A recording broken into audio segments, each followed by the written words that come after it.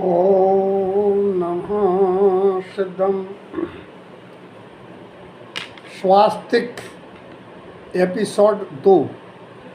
पिछले समय आप लोगों ने स्वास्थ्य संबंधी चर्चा में साझा किया था।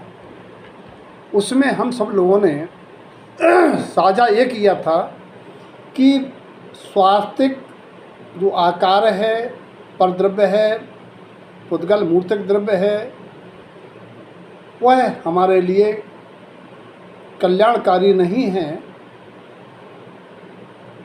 कल्याणकारी तो हमारा स्वयं का स्वस्थ भाव है, मंगल भाव है।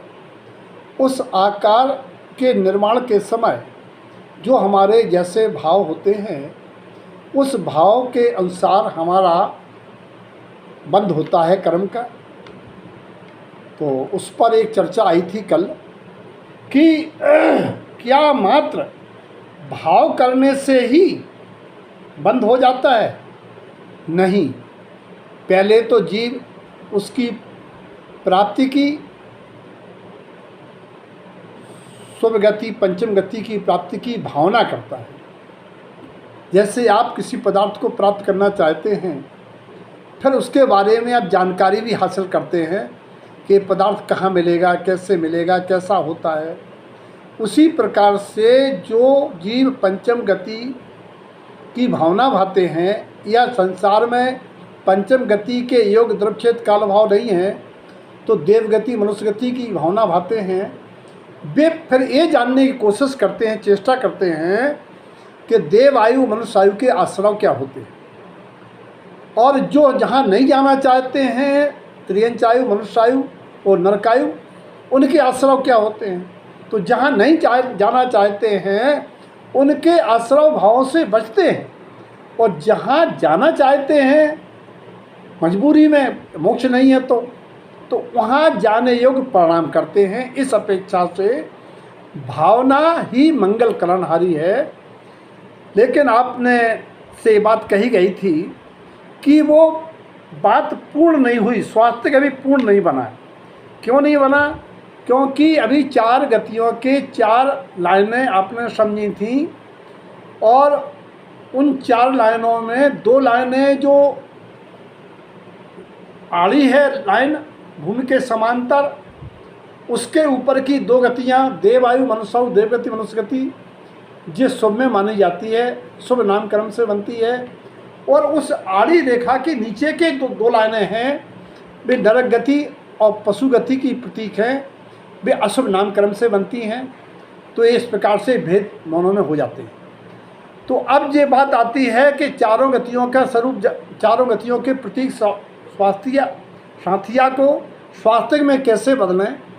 इसके लिए चारों गतियों से परिभ्रमण से मुक्ति का उपाय है चतु आराधनाएं। इसीलिए उस स्वास्थ्य बनने के बाद उसमें 4 बिंदु रखते हैं। वे बिंदु सम्यक दर्शन, सम्यक ज्ञान, सम्यक चार, सम्यक तप की भावना का प्रतीक है। वही चतु आराधना है जो चारों गतियों से मुक्ति का हेतु बनती है। आपने पूछा कि कल आप साथिया उल्टा बनाए थे, तो भैया आपने कभी दर्पण में प्रतिबिंब नहीं देखा? अगर हम बाई कान के ऊपर रंग लगा दें और फोटो खींच के बाद में देखें, तो आपको वो दाहिने कान में दिखेगा फोटो में। तो भैया बनाए तो सीधा था, अब तुम्हें फोटो के कारण उल्टा दिख रहा है। लेकिन आपने देखा तो, लेकिन आपने सुना नहीं था। सुन के देखो किस प्रकार से कौन सी लाइन खींची गई, और किस लाइन में क्या भावना हुई, और किस प्रकार से, अगर एक कहा गया था कि आड़ी रेखा के पहले बिंदु के ऊपर की तरफ गमन कराना और वर्टिकल लाइन के समानांतर, तो वो देवगति का प्रतीक लाइन सही है। फिर कहा गया था कि ऊर्ध्व लाइन के टॉप बिंदु से आड़ी रेखा के समांतर दाहिनी तरफ ले जाना मनुष्य गति का प्रतीक है, वो भी सही है। फिर बताया गया था कि आड़ी रेखा के लास्ट बिंदु से नीचे की ओर समकोण पर ले जाना नरक गति का प्रतीक है, वो भी सही है। फिर बोला गया था कि वर्टिकल लाइन के नीचे के बिंदु से बाईं तरफ जाना त्रियंच गति का प्रतीक है। तो कहाँ टेढ़ा बना? अब वो हम बना सीधा रहे थे, आपको टेढ़ा दिख रहा था, तो उसमें हम क्या कर सकते हैं? उसको सुन करके आप समझ लें, उसमें 4 बिंदु लगाने की बात सोचें। ये बात आई थी। आपने पूछा कि कल आप एक बात कह रहे थे कि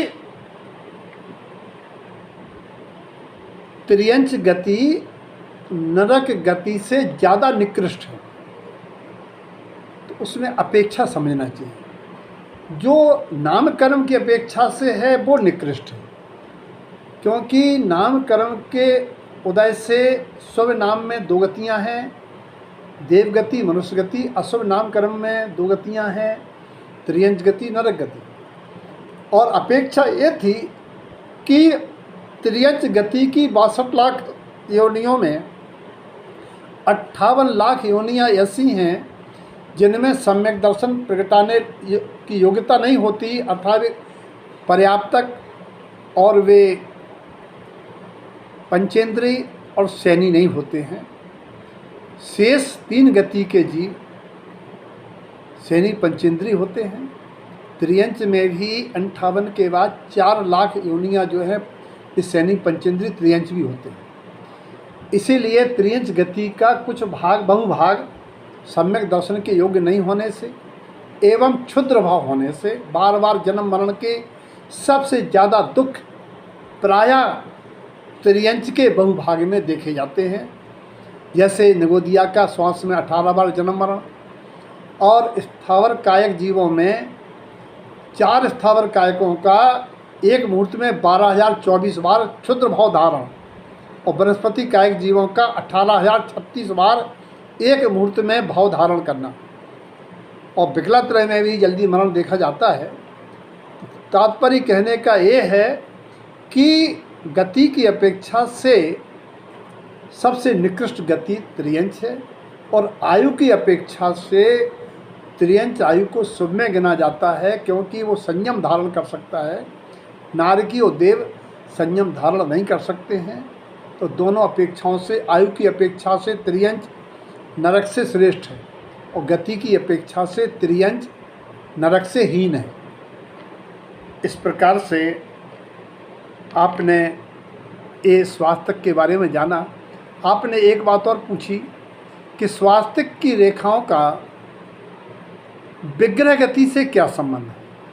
कल संक्षेप में बात आई थी कि जो ऊर्ध्वाधर लाइन है वो ईसु गति, ऋजु गति, अविग्रह गति का प्रतीक है, मोड़ा रहत है, जहाँ लोकाग्र और जहाँ से जीव निकला है वहाँ स्वर्गों में जाने के लिए वो अविग्रह गति संसार और मुक्ति दोनों के लिए होने वाली ऋजु गति ईसु गति का प्रतीक है।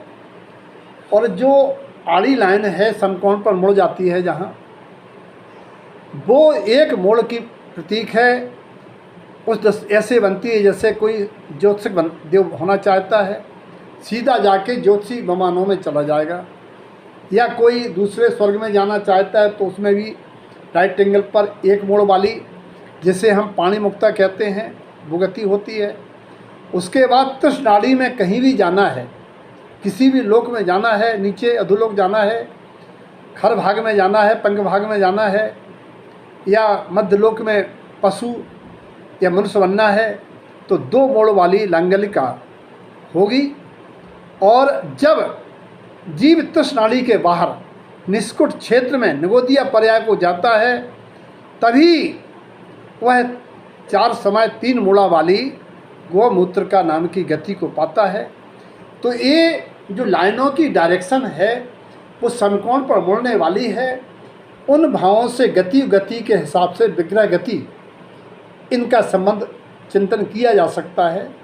ये सारी की सारी चर्चा स्वास्थ्य की मेरा निजी चिंतन है, मौलिक चिंतन है। ये आप अध्यात्म से जोड़ के, भावों से जोड़ के चिंतन करें, ऐसा भावना थी।